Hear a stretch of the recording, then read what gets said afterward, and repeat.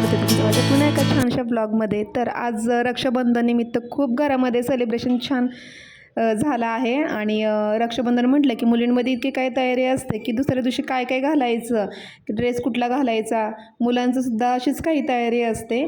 आणि तशाच आमच्याही घरी छान अशी तयारी केली, सेलिब्रेशन केलं। तर माझ्या ज्या नंदा आहेत त्यासुद्धा आल्या होत्या आणि घरामध्ये खूप छान वातावरण असं झालं होतं। तर आजचा जो ब्लॉग आहे ना, मी तुमच्यापर्यंत जो रक्षाबंधन आम्ही कसं सेलिब्रेशन केलं आहे ते मी तुमच्यापर्यंत शेअर करत आहे। आणि व्हिडिओ आवडल्या चॅनलला लाईक, शेअर आणि सबस्क्राईब करायला विसरू नका।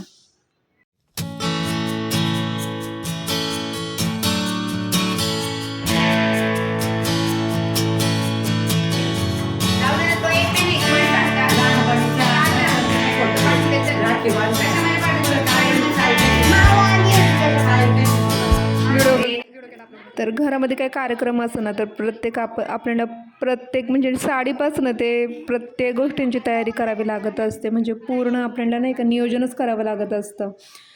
तर आणि माझ्या मुलाचा तर ड्रेस, शर्ट्स, एखादा शर्ट आपण काढला तर तो तो घालतच नाही। म्हणजे त्याचं चॉईसच दुसरी असते। म्हणजे काही ना काही वेगळं त्याला घालायचं असतं। दरवेळेस एक शर्ट नाही तर नवीन नवीन वेगवेगळे त्याला काढायचे असतात। आणि जे नवीन असतात तेच त्याला वापरूनच टाकतो तो, म्हणजे ते नवीन ठेवतच नाही अजिबात।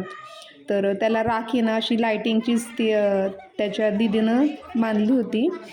आणि तर प्रत्येक घरामधले मोमेंट्स आहे ना आपल्या छान अशा जपल्या ना, तर आपल्याला कधीही यूट्यूबमार्फत तर खूप साऱ्या मेमोरीज अशा जपून ठेवल्या आहेत की प्रत्येक क्षणी आपण त्या पाहू शकतो आणि ते क्षण आठवू शकतो।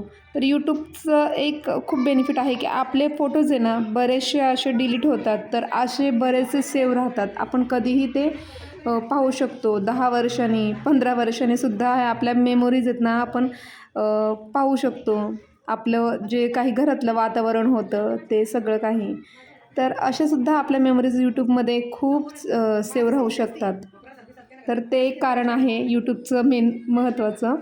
आणि इथं श्री स्वामी समर्थांची राखी छान आणली होती माझ्या ज्या नणंद आहेत मोठ्या त्यांनी।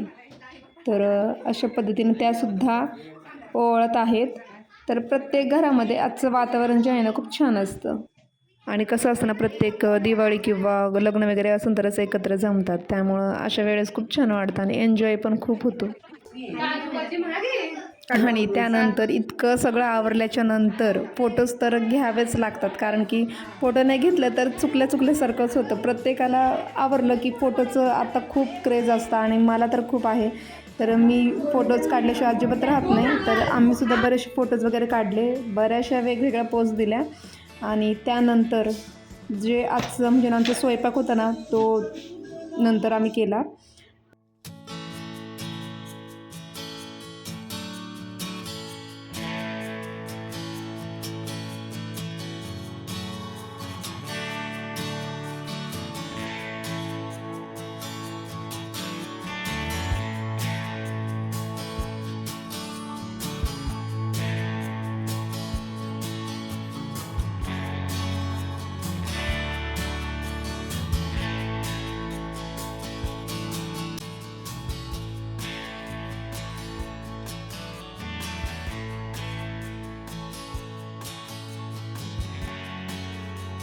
त्यानंतर देवासमोर सुद्धा नैवेद्य आहे ना तो दाखवून घेतला आणि आम्हीसुद्धा उपवास सोडला। आजचा जो सोमवार होता तो।